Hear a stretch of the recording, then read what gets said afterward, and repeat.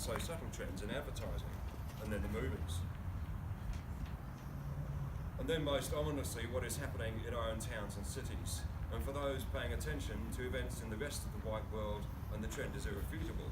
The fact is, the deliberate denigration of white culture and history has done more to create a sense of racial awareness and brotherhood in white people around the world in the last few years than could ever have been hoped for by what the media likes to refer to as right-wing extremism. It has been said that political correctness is simply a ban on noticing. The ability to notice what is occurring in the white world does not mean you have a pathological hatred of all things beige or slightly off-white. That's ridiculous. But in essence, that is what we are being expected to believe. In truth, the fact that normal people notice the obvious simply means that you are not so shallow and gullible as to accept without question the ridiculous lies and obfuscations put forward by our government. Race is an extension of family, the people we have known and experienced life with for thousands of years, a shared racial bond established over millennia and encoded deeply, genetically and spiritually in the people we have become today. New Zealanders are generous people, forbearing to a fault. When I was in Wellington last year, the Flag Day, I was confronted as an independent citizen. In one instance, a young Indian man used a megaphone to scream in my face that I was a racist. Imagine that. New Zealand has a predominantly white European culture, settled predominantly by white people from the British Isles. We let a man from a foreign race and culture into our country, who then screams his demands and accusations at white citizens that we are racist for not allowing more people like him into our country. New Zealanders are forbearing to a fault. Forbearing means an abstaining from the enforcement of a right. That right is to live in peace in our country with our own people unmolested, a fairly reasonable expectation, I would have thought. We like to feel good about ourselves and our generosity and our hospitality. We've been led to believe that all people are the same no matter where they come from or what their background is. So we bow our heads, fail to complain and pretend not to notice what has happened to our country. I'll bring it down to a personal level just to try and make the point. It's somewhat like having visitors come to stay in your house. At first you welcome them with open arms.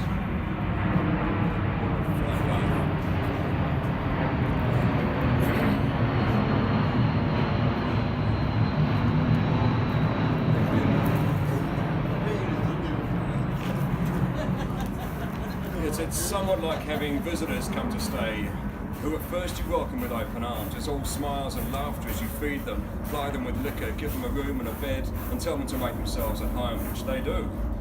And all is well. They stay longer than expected. They bring their children and their parents and take another room. They use the kitchen at all hours and leave the cooking smells of a foreign land lingering in the air. The delightful novelty of another culture in your home soon loses its shine. You come home from work one day to find your family outnumbered, your couch unavailable, your fridge empty, and bills on the table. Upstairs, the son is making himself known to your teenage daughter. They are doing what you said, making themselves at home.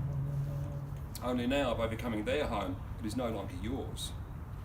New Zealanders have found themselves, after years of altruistic generosity, in the completely intolerable position of having to say to the visitors, well, actually, this is our home. This is our house that we built, we made for us. You have come in here and behaved as if our land is vacant, as if we do not exist, as if our country is a vacant piece of land that is freely available for you to come and claim as you see fit and build your own culture here as if there was nothing here to begin with. Everything we had, we took for granted while it was not under threat, but now that you have taken our peace, we see what we had and we want it back. Mass non-white immigration is a problem occurring in all white countries and only white countries. In each country, the characteristics of this replacement are slightly different and the process may be further along in some places than others. But the demographic change is occurring at breakneck speed and the justifications used are always the same. It's either the moral obligation or the economic imperative. These decisions have always been made in private by politicians, bureaucrats and business leaders who only see the wonderful benefits of mass immigration to suppress wages and lift profits. We have young men working in New Zealand trying to support a wife and child on $17 and $18 an hour. They would like to have more children, but they simply can't afford it. This is a demographic catastrophe in the making. In a few years' time, you can well imagine the government declaring in great surprise, gosh, Who knew? There's not enough people. What a surprise. I know, they'll say. Let's open the borders. And they'll open the borders to Asia, to China, to India, and to Pakistan, and Africa with its teeming millions, and to the Middle East. But will these same people think about helping our racial brothers and sisters escape crushing poverty and ethnocide in South Africa? Or help our European people escape the broken cities of Europe? I seriously doubt it, because that is not diversity. How has this situation come about where our young people simply cannot afford to have children when for decades upon decades, through every election cycle, all we ever hear about is the economy? Even now, the government has backed itself into a corner. We have an immigration-based economy with real GDP of zero or close to it. This is a situation that cannot be allowed to continue. It will be disastrous for everyone, new foreign immigrants, New Zealand whites, and Maori people alike. White survival. White survival is completely unacceptable to the global elites. Our survival as a distinct racial and cultural group undermines the foundations of what has been called the New World Order. This is what is required for this global dream to work, is the transformation of a diverse, multicultural world of nations and peoples into a global mass of faceless units of consumption and production. For us to survive would mean a complete about-face, an absolute rejection and refutation of everything we've been taught to believe about our people for 100 years. We must love what we have been taught to hate. Up until now, we have been taught to tolerate that which will destroy us, to love those that hate us, and to disregard our own ethnic interests. We have been taught to pretend that we have no group interests at all because we don't exist. All of these concepts are false and fatal to our prospects. We are now at a point as a civilization where we can no longer afford to silently tolerate those amongst us who explicitly preach our death and enslavement, viz. Islam, or even the subtle replacement of our people on the basis of some imposed moral obligation.